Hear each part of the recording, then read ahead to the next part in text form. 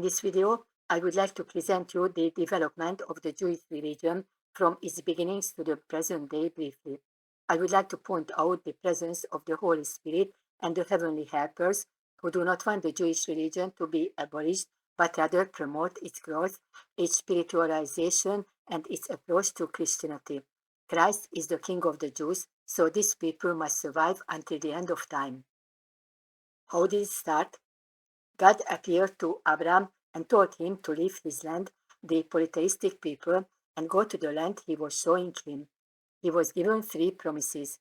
He would be blessed, his offspring would inherit the land, and he would have an innumerable number of descendants. Abraham is the father of all nations in this first name.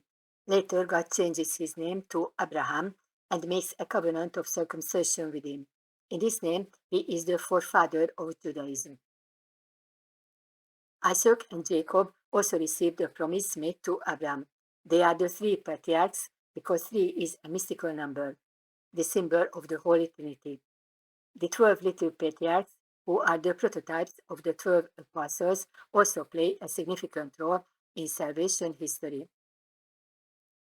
The next outstanding person is Moses. The people received the law from him. This law is the law of matter in which God created the earthly world of man. We are taking a big leap now. Ezra is a mystical person whose life we know nothing about except that he revived the faith in Israel in 1 year.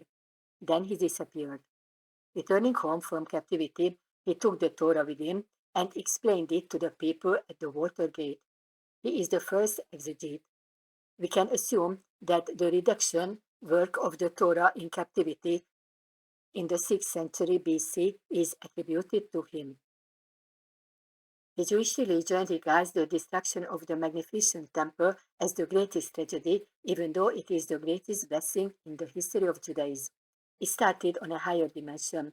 Religion became more spiritual. Tisha B'Av is the day when both the first and the second sanctuaries were destroyed. From this we can already see that God's hand is in it.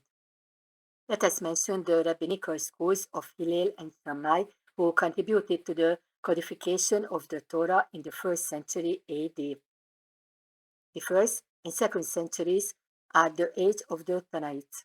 In addition to the written law, the oral teaching, the Mishnah, is developed in the Jewish religion, which is actually an oral Torah, but also contains the sayings and traditions of the fathers. It is attributed to Rabbi Akiba, but received its final form from Yehuda Hanashi. The Mishnah is a collection of halakha. It contains only the law of the religion. As soon as the Mishnah was completed, the writing of its supplement, the Tosefta, began, which became much more voluminous, but is only considered a secondary tradition compared to the Mishnah. The editing of the other non-biblical literature, the Midrash, began in this age. Midrash means to search. This is actually a biblical exegesis. I would rather call it a hermeneutics because it penetrates behind the letters and tries to interpret the writings spiritually. The next age is the age of the Amorites, which lasted from the 3rd to 6th century. The Talmud was born in this period. It means sea. It is a composition of the Mishnah and Gemara. That is, a collection of halakha and haggadah. Halakha is a system of legal rules, such as requiring hand washing, and the Haggadah tells stories. For example, the story of the golden calf. Judaism respects the Talmud almost more than the Tanakh. There are two Talmuds. The first was codified in Palestine around 300 after Christ, the second about 200 years later in the diaspora.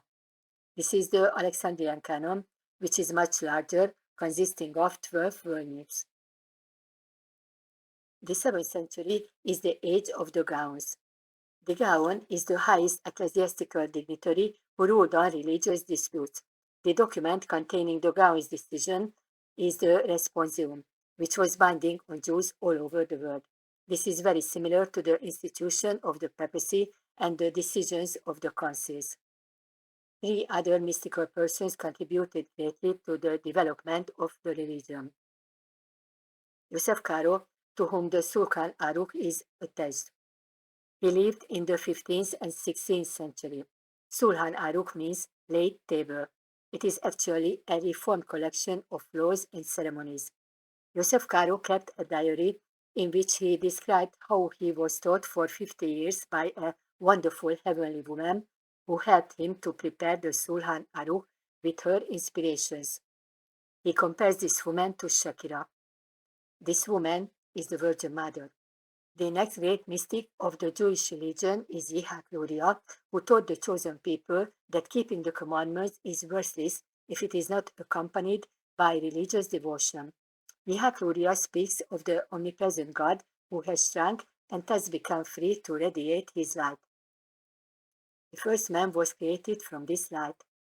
This was not Adam, but Jesus Christ, God incarnate, whom Adam saw several times in the Garden of Eden. The third Fleming mystical figure in Judaism is Baal Shem Tov, who lived in the 18th century. Hasidism is associated with his name. He taught that the purpose of religion is to achieve mystical contact with the divine realm. The fulfillment of the commandments and the prayers also serve this purpose. The difference between Hasidism and the mysticism of Kabbalah is that Kabbalah is only for the privileged, while Hasidism is for all people. And it differs from the Jewish religion based on the law in that it interprets the commandments in the light of the Spirit. The emphasis is on the religious experience. Extremely interesting and instructive Hasidic stories were recorded and distributed throughout the world by Martin Buber. From the history of Judaism, we can see that God is truly present in our earthly life. He writes a salvation story in which people get closer and closer to Him, understand His teachings more and more, because their souls can reach a higher and higher level, and through the wisdom they receive, their spirits grow even more in the grace of the Holy Spirit.